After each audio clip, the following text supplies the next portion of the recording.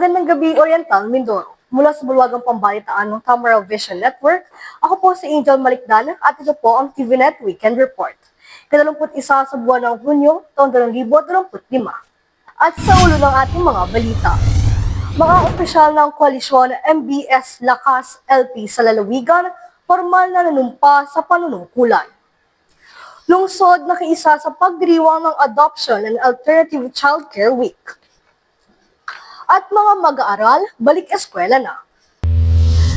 Ibigay ang maximum satisfaction ng pamilya at sa negosyo dahil tuloy-tuloy pa rin ang high-quality service mula sa una at pinagkakatiwalaan sa fast internet connection plus cable TV sa buong Mindoro, ang Tamaraw Vision Network.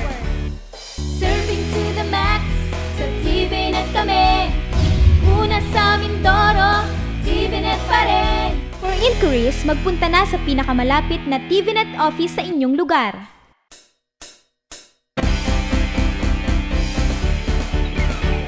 Sa detalye natin mga balita, matagumpay na isinagawa ng Bureau of Jail Management and Penology o BJMP Calapan City at Nauhan District Jails, katuwang ang Philippine Red Cross Mindoro Oriental Chapter, ang isang aktibidad ng voluntaryong pag-donate ng dugo noong Hunyo 17, 2025.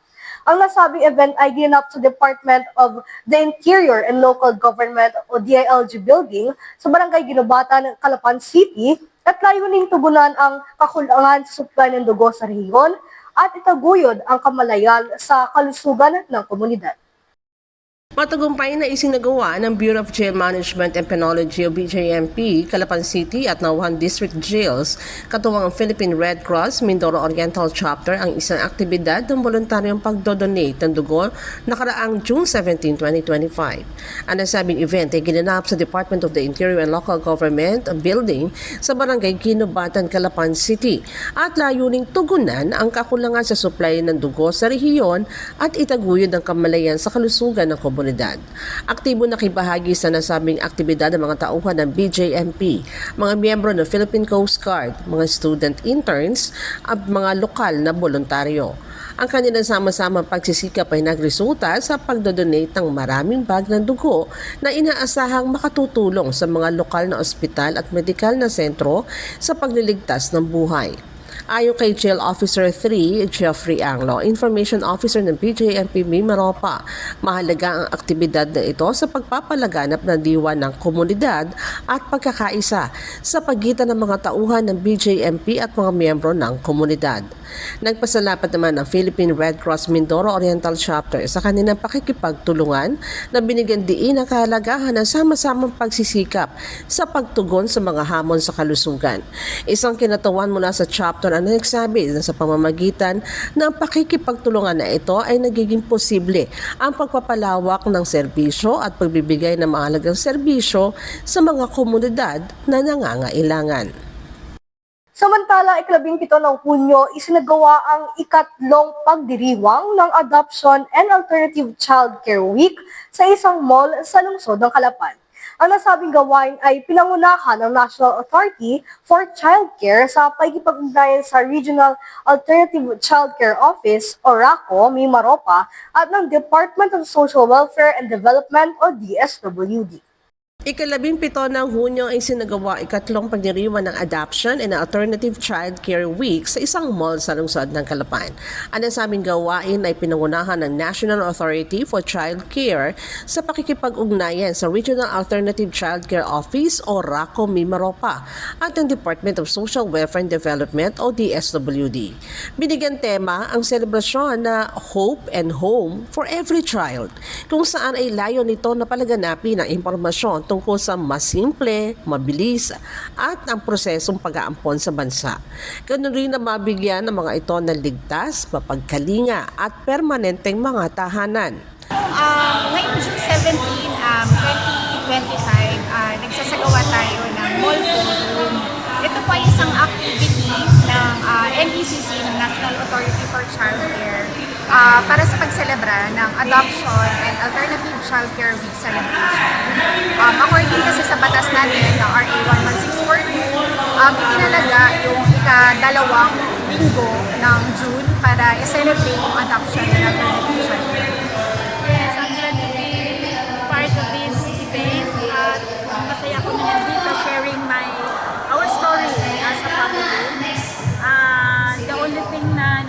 sa akin para mag-poster ay yung love. Yung my love to children because I'm a widow and I have no children. So, it's been a part of my life na ma-fulfill ko yung magkaroon ng fulfillment yung life ko sa pamamagitan ng pag-poster. So, I did this out of love. And yun nga, ang pag-poster ay hindi madali. Sabi ko nga, it's not a job, but it's a privilege to love, to lead and to guide children para sa kanilang future. So, napakasarap, fulfilling yung makita mo yung isang bata na kumbaga in need or yung napapabayaan tapos nag-guide mo siya and to have a bright future. And then, kumbaga hindi lang sa life mo, even the community, even the nation. Kasi I believe yung transformation natin ngayon pag ang isang bata ay nabago, it is the children. Bahagi ng pagdiriwang ang pagbubukas ng photo booth and cupcake design at ang isang forum kung saan nakasentro ang talakayan sa adoption and foster care na nakapaloob sa Republic Act 11767 o ang Domestic Administrative Adoption and Alternative Child Care Act na siyang nagtatakda ng mga polisiya at gabay sa adoption process sa bansa sa ilalim ng pangangasiwa ng NACC. Ipinagdiriwang tuwing ikalawang linggo ng Hunyo ang Adoption and Alternative Child Care Week, alinsunod na rin sa Republic Act 11642 o ang Domestic Administrative Adoption and Alternative Child Care Act. Sa ibang balita, bilang bahagi ng patuloy na pagsusumikap ng Department of Health Mimaropa Center for Health Development na palakasin ang kakayahan ng mga lokal na pamahalaan sa pagbibigay ng serbisyong pangkalusugan at pagtugon sa mga emerhensya, matagumpay na isinagawa ang Batch 2 Land Ambulance Turnover at Acceptance Ceremony para sa 10 Type 1 Land Ambulance sa ilalim ng General Appropriations Act or GA 8 2024. Bilang bahagi ng patuloy na pagsusumikap ng Department of Health Mimaropa Center for Health Development na palakasin ang kakayahan ng mga lokal na pamahalaan sa pagbibigay ng serbisyong pangkalusugan at pagtugon sa mga emerhensiya, matagumpay na isinagawa ang Batch 2 Land Ambulance Turnover at Acceptance Ceremony para sa 10 Type 1 Land Ambulance sa ilalim ng General Appropriations Act o GAA 2024. Tumanggap ng mga ambulansya ang mga munisipalidad ng Nauhan, Socorro, Bansud, Puerto Galera, San Teodoro, Bulalakaw, Rojas, Bungabong, Calapan at Baco upang mapalakas ang kanilang kapasidad sa agarang pagtugon sa mga medikal na pangangailangan, masigurong ligtas ang pagbiyahe ng mga pasyente at mapabilis ang paghahatid ng serbisyong pangkalusugan. Pinangunahan ito ni Regional Director Dr. Rodolfo Antonio Albornoz at Assistant Regional Director Dr. Rafi Deray ang turnover, kasama sina Dr. Antoinette Timaano, Chief ng Health Facilities and Resource Enhancement and Development, at Engineer Ian Luis Carlota, Team Lead ng Health Facilities Enhancement Program. Dumalo sa aktibidad ang mga punong bayan ng mga nabanggit na munisipalidad na sina Mayor Henry Joel Teves, Mayor Nemen Perez, Mayor Ronaldo Morada, Mayor Rocky Ilagan, Mayor Salvador P., Mayor Ernilio Villas, Mayor Eligio Malaluan, Mayor Malu Morillo at Mayor Alan Roldan. Kasama sina Eric Meca bilang kinatawan ni Mayor Eric Cusino Rojas, gayon din ang kanilang mga municipal health officers, nurse, midwife at mga itinalagang driver na sumailalim naman sa oryentasyon ukol sa tamang paggamit at pangangalaga ng mga bagong ambulansya. Ayon sa DOH Mimaropa, sa pagbibigay ng karampatang kagamitan, higit pang napalakas ang sistemang pangkalusugan sa rehiyon tungo sa isang mas malusog na komunidad. Magbabalik po ang TVNet Newsline makalipas ang ilang paalala. Bakit ka kasi kumabit? Alam mong di tama yan, di ba? Huwag ka nang gumamit ng pag-aari ng iba. Nakakaperwisyo ka sa mga legal na cable. Lumalabo ang signal nila. Mahiya ka naman, hoy. Illegal na cable mo, putulin na. Ano, gusto mo bang umabot pa sa kulungan? Umiwas ka na sa gulo tsaka skandalo. Huwag maging kabit. Magpakabit ng tama ngayon. Supported by PCT. Good news po para sa lahat ng subscribers ng cable TV at cable internet. Naisa batas na po ang Anti-Cable Television and Cable Internet Tapping Act of 2013. At ayon dito, bawal makitabit ng cable TV at cable internet. Ang parusa sa sino mang lumabag sa batas na ito ay pagkakakulong at pagbabayad ng malaking multa. Bayad ka na nga, kulong ka pa. Kim Atienza po, nagsasabing pagdating sa batas, hindi weather-weather lang. Huwag maging kabit. Supported by the PCTA.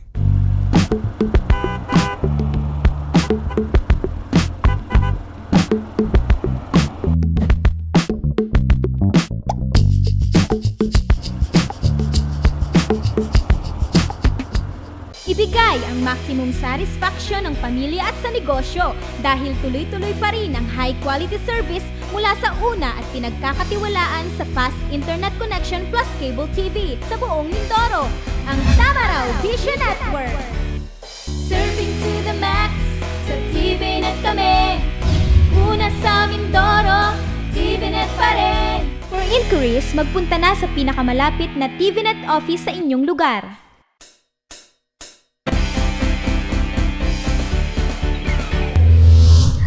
Sa pagpatuloy natin mga balita, ika-17 ng Hunyo, formal nang nanumpa bilang mga bagong halal na opisyal ng lalawigan ng Oriental Mindoro ang mga nagwaging kandidato ng koalisyong MBS Lakas Liberal na ginanap sa Calapan City Convention Center at pinangasiwaan ni na Regional Trial Court Judges Honorable Josephine Caranzo Olivar at Honorable Charity Rico. Ika-17 ng Hunyo, formal nang nanumpa bilang mga bagong halal ng opisyal na lalawigan ng Oriental Mindoro ang mga nagwaging kandidato ng koalisyong MBS Lakas Liberal na ginanap sa Calapan City Convention Center at pinangiswaan ni na Regional Trial Court Judges Honorable Josephine Caranzo Olivar at Honorable Charity Rico. Kabilang sa mga nanumpa sina 1st District Congressman Arnan C. Panaligan, 2nd District Congressman Alfonso Umali Jr., Vice Governor Antonio C.A. Jojo Perez Jr., mga board members na sina Bong Brocal, Ronald Liachon para sa unang distrito, kasama rin sina 2nd District Board members Jean Paulo Pau Umali, Anthony Yap at Emmanuel Attorney Manny Venaventura. Ako si sabihin ng pangalan Ako si Arnan C. Panaligan na nahalal sa katungkulan bilang na nahalal sa katungkulan bilang kinatawan ng unang distrito ng Silangang Mindoro ay taimtim na nanunumpa na tutuparin ko ng mahusay at buong katapatan ng mahusay at buong katapatan sa abot ng aking kakayahan ang mga tungkulin ng aking kasalukuyang katungkulan at ng mga iba pang pagkaraan nito'y gagampanan ko sa ilalim ng Republika ng Pilipinas. Ako si sabihin ng pangalan Ako si Alfonso Umali Jr. na nahalal sa katungkulan bilang ay taimtim na nanunumpa na tutuparin ko ng mahusay at buong katapatan sa abot ng aking kakayahan ang mga tungkulin ng aking kasalukuyang katungkulan at ng mga iba pang pagkaraan nito'y gagampanan ko sa ilalim ng Republika ng Pilipinas. Ako si sabihin ng pangalan Ako si Antonio S. Perez Jr. na nahalal sa katungkulan bilang ikalawang punong lalawigan ng Silangang Mindoro ay taimtim na nanunumpa na tutuparin ko ng mahusay at buong katapatan sa abot ng aking kakayahan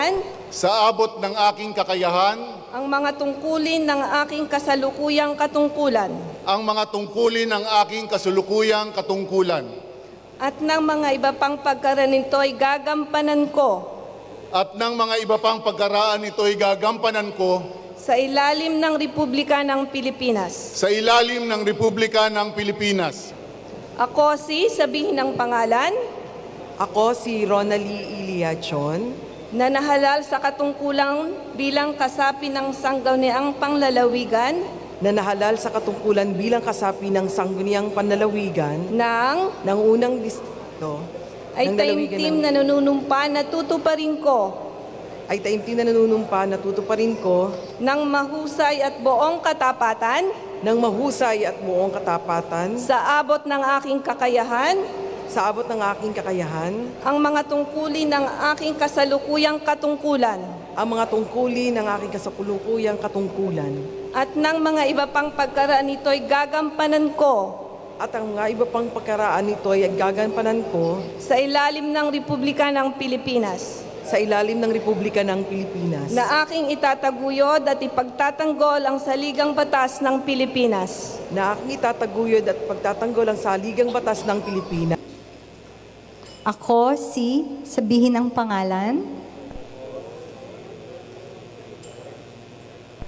na nahalal sa katungkulan bilang, pakisabi ng katungkulan, ng syudad ng Calapan, ay taimtim na nanunumpa na tutuparin ko ng mahusay at buong katapatan sa abot ng aking kakayahan ang mga tungkulin ng aking kasalukuyang katungkulan at na mga iba pang pagkaraan nito'y gagampanan ko sa ilalim ng Republika ng Pilipinas. Bali o hangaring umiwas. Nang walang anumang pasubali o hangaring umiwas. Kasihan nawa ako ng Diyos. Kasihan nawa ako ng Diyos. Congratulations.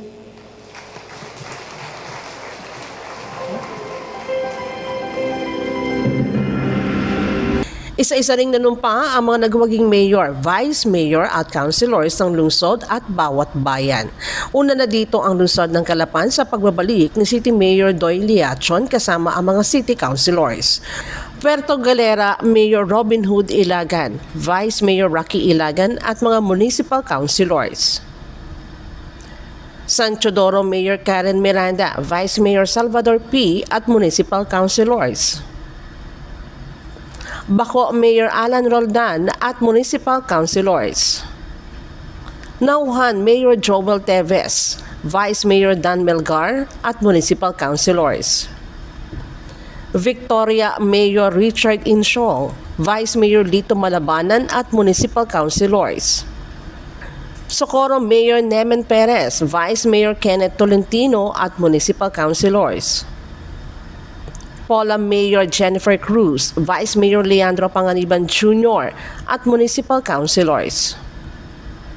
Para sa ikalawang distrito nanumpa rin sina Pinamalayan Mayor Rodel Magsino, Vice Mayor Arsteo Baldos Jr.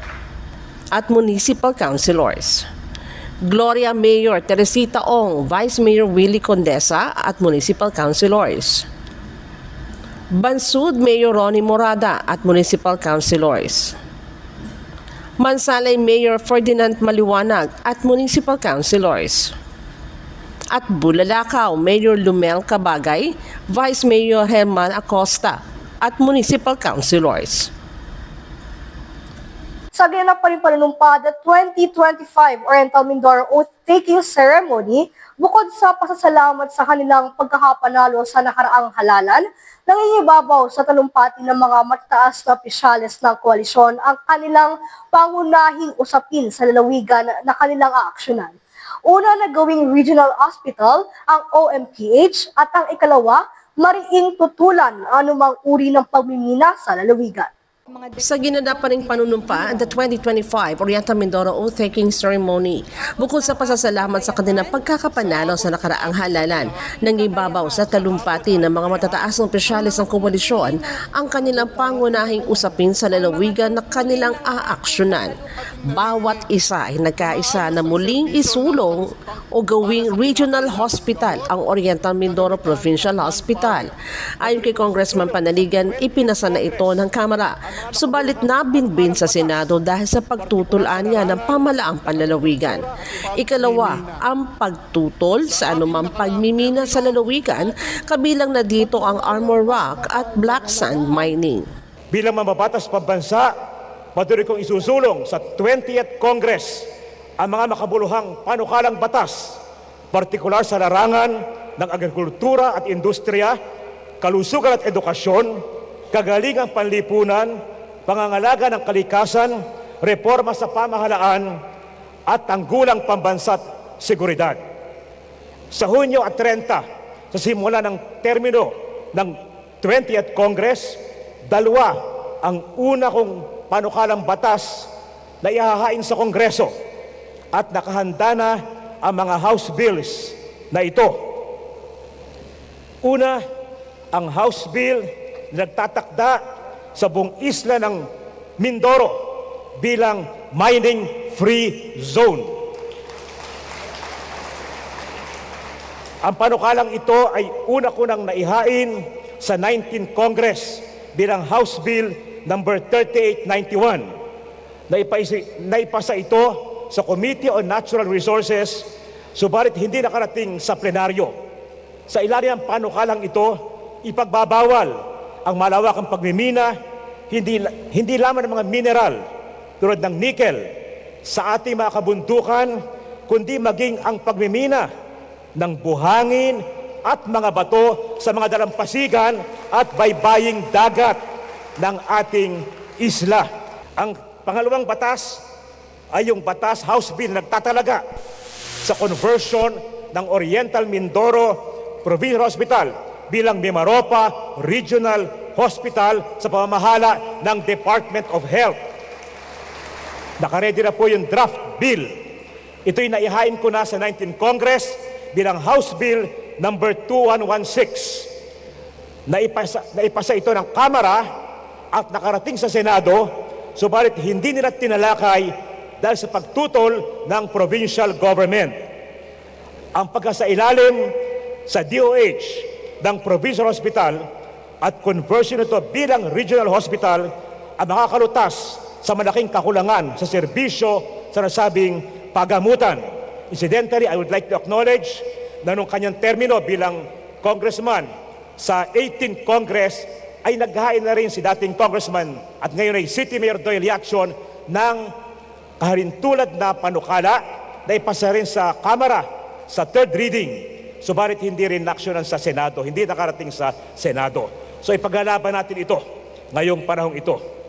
Sa ating paglalayong mas mapangalagaan ang kapakanan ng ating mga kababayan at senior citizens. Sa loob ng 3 taon, maglalagay po tayo ng kanilang mga development centers sa bawat bayan. Malalawakin natin ang kapasidad ng ating mga state universities at colleges. At padadamihin pa ang mga scholarship at ayudang pang-edukasyon para sa ating mga kabataan upang mas mapaganda ang serbisyong pangkalusugan. Patuloy nating isusulong ang pag-upgrade ng mga pasilidad ng mga pampublikong ospital. Katuwang si Congressman Arnan Panaligan, isusulong pa din natin na magkaroon ng regional at specialty hospital sa ating lalawigan. Patuloy din natin ipagtatanggol ang ating kalikasan sa pamamagitan ng muling paghahain ng panukalang batas na magdideklara sa isla ng Mindoro bilang isang mining zone. Bukod po dito sa mga nabanggit, marami pa po tayong kailangan gawin. Pero ang lahat ng mga ito ay hindi ko magagawa na mag-isa. Kailangan ko po kayo. Kailangan ko po ng inyong sigasig. Kailangan ko po ang inyong boses. Kailangan ko po ang inyong pakikiisa. Kaya't buong pagpapakumbaba, samahan niyo po ako. Hindi para sa aking sarili, kundi para sa bawat pamilyang Mindoreño na umaasa ng isang mas maunlad at maayos na lipunan. Sa pagbabalik ko bilang Vice-Gobernador ng Lalawigan at Presiding Officer ng ika-12 Sangguniang Panlalawigan, sa aking pamumuno, ang legislative agenda ng Sangguniang Panlalawigan ay nakatutok sa salitang HERO.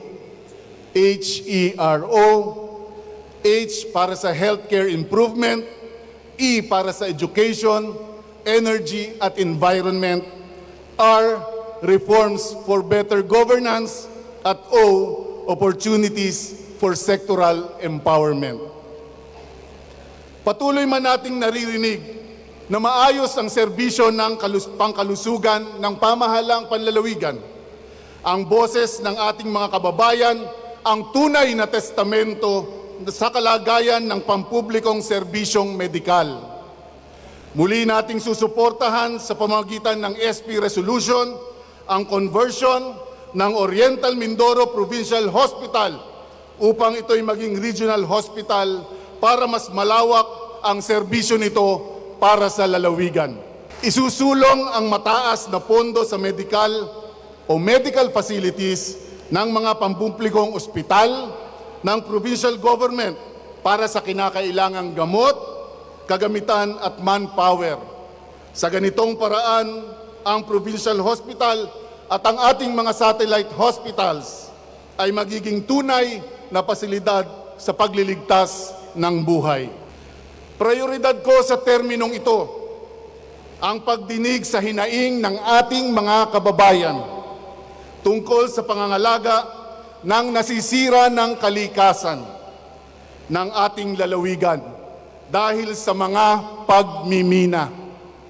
Sa aking nakaraang termino, pinalawig natin ang mining ordinance o mining moratorium ng small-scale at large-scale mining hanggang 2052. Ngayon ay patuloy pa rin nating pipigilan ang lahat ng uri ng pagmimina sa Oriental Mindoro. Nananatili ang aking paninindigan na kaya nating pigilan ang pagmimina at iba pang gawaing sisira sa kalikasan ng ating lalawigan. Hindi natin hahadlangan ang pag-unlad ng ating lalawigan. Pero kung ang kapalit nito ay pagkasira ng kalikasan at maglalagay sa alanganin sa buhay, kabuhayan at kinabukasan ng ating mga kababayan, pipigilan natin yan. No to mining po si Vice Governor C.A. Jojo Perez. Bukod sa dalawang usapin, higit rin nilang tututukan ng mga nabanggit na opisyales ang pagpapalakas sa mga programang pangkalusugan, edukasyon at iba pa katuwang ang lahat ng pamahalaang bayan sa lalawigan. Samantala sa darating na 30 ng Hunyo, isasagawa naman ang oath-taking ng bawat bayan at lungsod sa kani-kanilang lugar. Samantala, nagbigay na rin ng kanyang pahayag si Pinamalayan Mayor at incoming Vice Mayor Aristeo Baldos Jr. kaugnay sa river restoration and large-scale dredging project sa lalawigan. Ayon sa punong bayan, wala ang tutol siya sa proyektong dredging.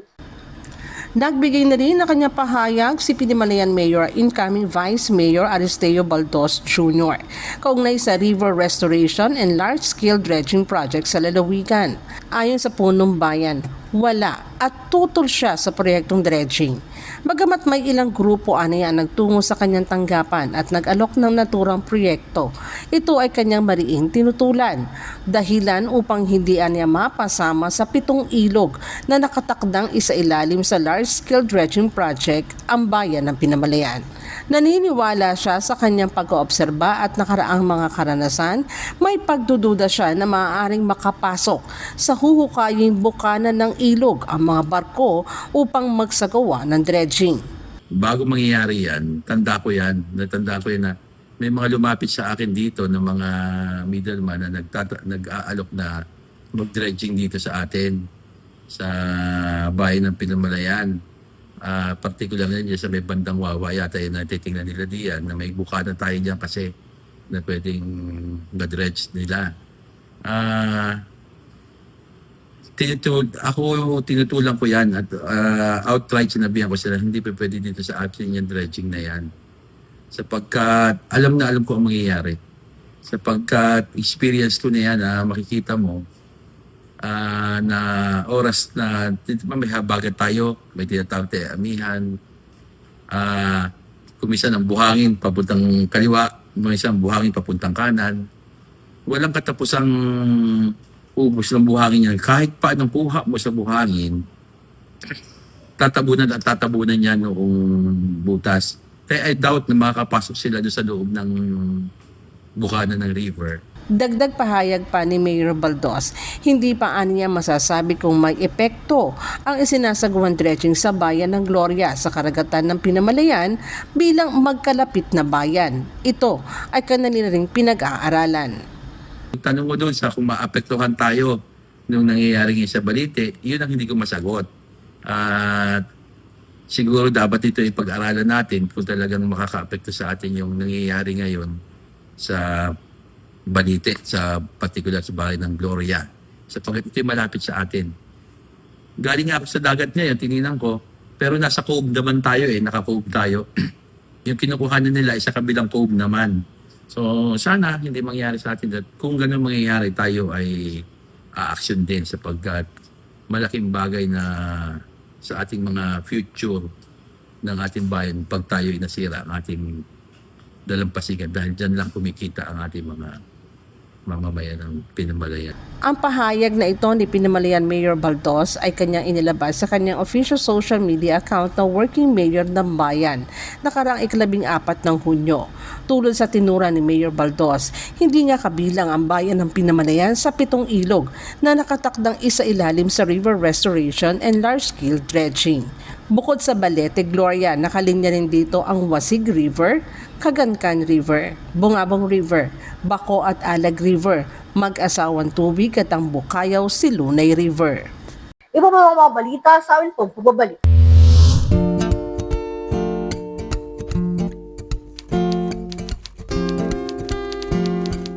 Inday, pakiligpit nga itong mga kinalat ng mga bata. Noon, gusto ko makapag-aral. Pero walang oras dahil full-time ang trabaho ko. Pero ngayon, dahil sa online classes ng Solar Learning at DepEd Alternative Learning System, natupad na ang pangarap kong makapag-aral. Good day, ka-learners! Welcome to another episode. Hindi ko na kailangan pumasok sa eskwelahan. Nakakapag-aral ako sa oras na gusto ko. Anytime! Nagkaroon ako ng second chance sa pag-aaral. At dahil recognized ito ng DepEd, sigurado ako sa diploma. This lesson, You should be able to. you learned about the persons. Sa wakas, matatapos ko na ang high school ko. Ay, salamat din nga pala kay ate. Ina-sponsor niya ako na ma-enroll sa Solar Learning.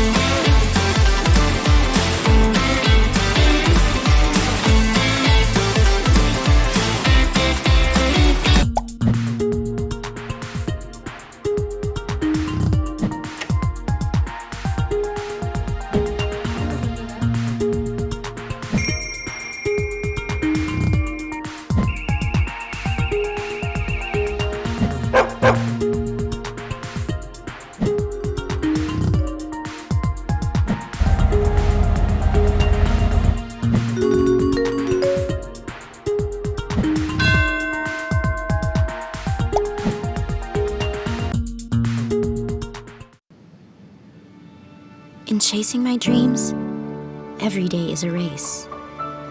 For every second I dedicate and every effort I put in, I want bigger results to come out. To turn every small step into the biggest achievement. For every little triumph leads me to a brighter future. Whatever your journey, go with our new fuels designed for efficiency. Choose Shell Fuels. Kalabing-anim ng Hunyo, balik eskwela na ang mga mag-aaral sa mga pampubliko at pribadong paaralan. Sa lungsod ng Calapan, maaga pa lamang ay marami ng mga estudyante ang nagtungo sa kanilang paaralan. Marami na rin ang nagsuot ng uniforme at handa na sa regular na klase sa unang araw na ito. Ika-16 ng Hunyo, balik eskwela na ang mga mag-aaral sa mga pampubliko at pribadong paaralan. Sa lungsod ng Calapan, maaga pa lamang ay marami ng mga estudyante ang nagtungo sa kanilang paaralan. Marami rin na nakasuot na ng uniforme at handa na sa regular na klase ngayong araw. Sa Oriental Mindoro National High School o OMNHS, ang pinakmalaking secondary school sa lalawigan. Ayon kay Principal 4 Dr. Nimrod Bantige, naging maayos ang unang araw ng pagbubukas ng klase sa OMNHS. Alas 6 pa lamang ng umaga ay marami ng estudyante ang nasa loob ng paaralan. Ang mga grade 7 ay tinipon sa gymnasium para sa kanilang orientation, habang ang grade 8 to 12 naman matapos ang unang flag ceremony ay maayos na nagtungo sa kanilang classroom. Ayon pa rin sa punong guro, sa panuroang taon na ito ay sinikap nilang wala ng shifting ang mga mag-aaral, bagkus ay lahat ay regular classes na mula grade 7 to grade 12. Mensahe niya sa mga mag-aaral ang patuloy na magsumikap sa kanilang pag-aaral. Handang-handa na aniya ang paaralan para sa kanilang pagkatuto. As of June 16, ang nabanggit na paaralan ay mayroong 6,271 enrollees mula grade 7 hanggang grade 12. Morning sir. Sir, kumusta po ang ating school opening? Hi, good morning. So, actually po, as early as 6 a.m., marami ng mga estudyante nakapag-start ng tama sa oras ang program para sa mga grade 7 natin. At ang 8 hanggang 12 ay nagkaroon ng assembly sa grandstand. So, natapos ng 7:30 ang orientation namin sa mga grade 7 at lahat ng mga estudyante ngayon nasa kanila ng silid-aralan at regular na ang lahat.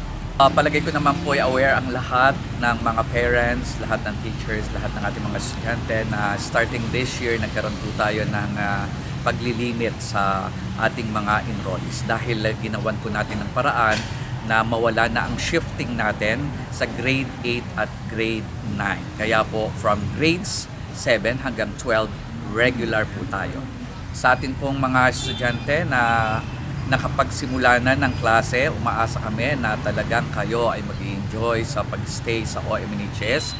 Unang-una, ang pag-welcome ng pamunuan ng Oriental Mindoro National High School sa ating mga learners at sisiguraduhin natin na talagang secure, safe at matututo ang ating mga estudyante ngayong academic year 2025-2026. Magandang umaga sa inyo. Magandang umaga sa ating mga nanay at tatay na nandyan excited din, mas excited pa sa anak. Good morning, teachers! Okay, para sa mga bata, welcome back to Parang Elementary School. Excited ba kayo? Napasukan na tayo ngayon? Taas na ang kamay ng gusto lang mag-aral. Wow! Kakalahati, ang iba ay vacation mode pa. Okay, so ngayon June 16, simula na ng ating pagpasok sa ating paaralan at simula na uli ng ating pag-aaral. Okay ba yun? Sino ang iiyak mamaya sa classroom? Patingin nga ng iiyak.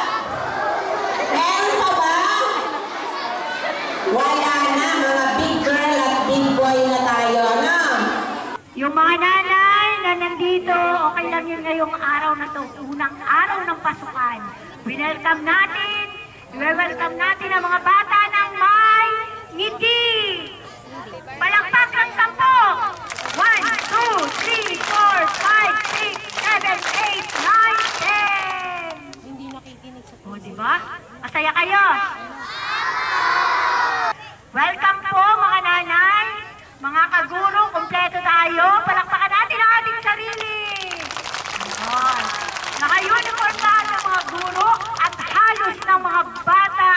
naka-uniform din. Palakpakan ang inyong sarili, ang gaganda ninyong tingnan. Samantala, maayos din nakapagsimula ang iba pang pampublikong paaralan sa lungsod mula elementarya at sekundarya. Bawat isang paaralan ay nagpakita ng kanilang kahandaan sa pagbubukas ng klase.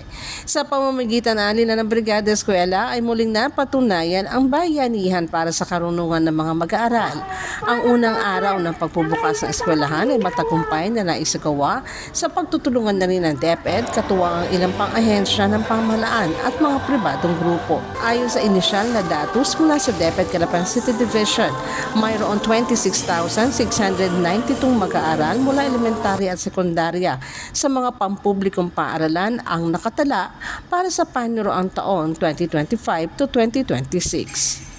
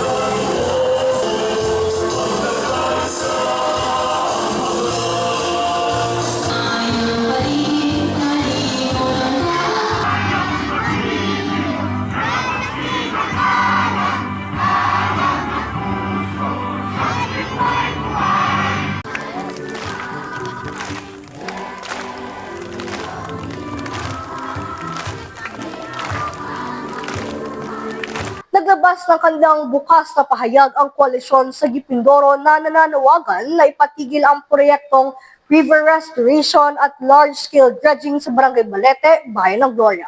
Ayon sa kanilang pahayag, sa nakaraang community consultation na isinagawa sa Balete, Gloria, ay mayroong anilang ilang usaping nakababahala. Naglabas ng kanilang bukas na pahayag ang koalisyon sa Gipindoro na nananawagan na ipatigil ang proyektong river restoration at large-scale dredging sa Barangay Balete, Bayan ng Gloria. Ayon sa kanilang pahayag, sa nakaraang community consultation na isinagawa sa Balete, Gloria, ay mayroon nilang ilang usaping na nakakabahala. Una na dito ang tahasang pagsasabi nila ng gobernador na kung sasabihin ng mga taga-Gloria na ayaw nila sa dredging, ay ipatitigil niya ito. May 5 leader nila ang tumayo at nanindigang ayaw nila sa proyekto. Subalit isinisi lamang nila sa pagbabago ng panahon ang pangamba ng mga nagsalita na tutol dito. Pangalawa, ang 4 na hakot ng buhangin na sinasabing testing pa lamang at hindi pa nila opisyal na pinasisimulan ang proyekto ay pinaniniwalaan nilang naging sanhi ng signifikanteng pagkasira ng baybayin dito. Ikatlo, nakakatakot nila ang 110 hektaryang navigational way ng proyekto na kinakailangang isagawa upang makapasok sa kailugan ang kanilang malaking barkong maghahakot ng buhangin.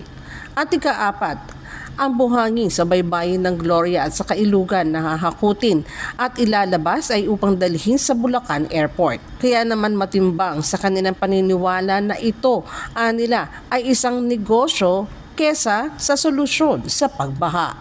Ang koalisyon sa Gipindoro o KSM ay isang koalisyon ng mga sibikong organisasyon at mga individual na makakalikasan sa isla ng Mindoro.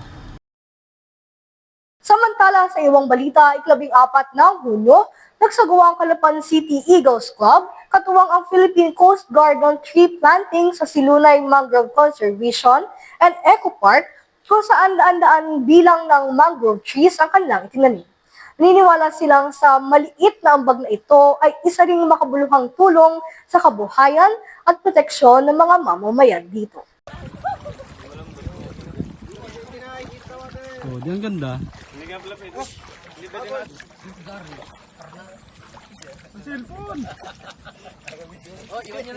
Muling pinatunayan ng mga miyembro ng Calapan City Eagles Club na nananatili silang tapat sa kanilang advokasya na maging katuwang ng mga komunidad sa pangangalaga at pagpapayabong ng kalikasan, June 14, 2025 ay muling nakapagsagawa ng tree planting activity ang nasabing samahan kaugnay sa Eagles Week celebration.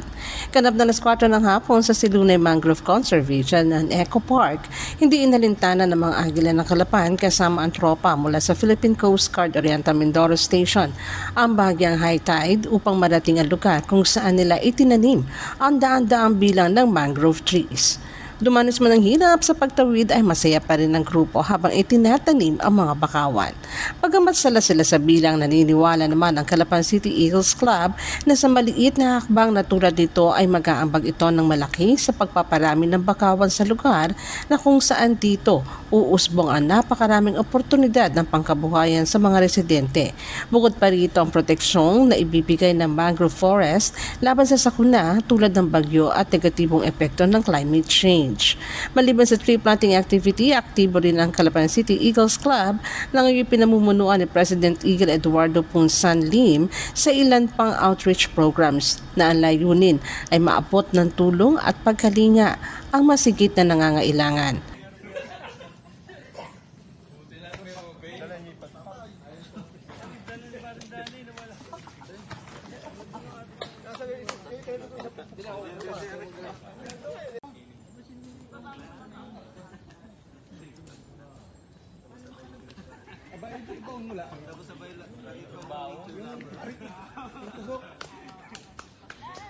Maaari niyo rin po kami mapanood sa YouTube. I-type lamang ang TVNet Newsline. Bisitahin at ilike rin ang aming Facebook page, Newsline Channel 10. At yan po ang kabuuan ng mga balita na nakalap ng Newsline staff and crew sa mga nakalipas na araw. Para po sa inyong comments o suggestions, mga balita at impormasyon na nais nyo iparating sa aming programa, tumawag po lamang sa 040-288-4240. Ito po ang TVNet Newsline, katotohanan at serbisyo hatid sa mga Mindoreño. Ako po si Angel Mariknan. Maraming salamat sa inyong pagsubaybay.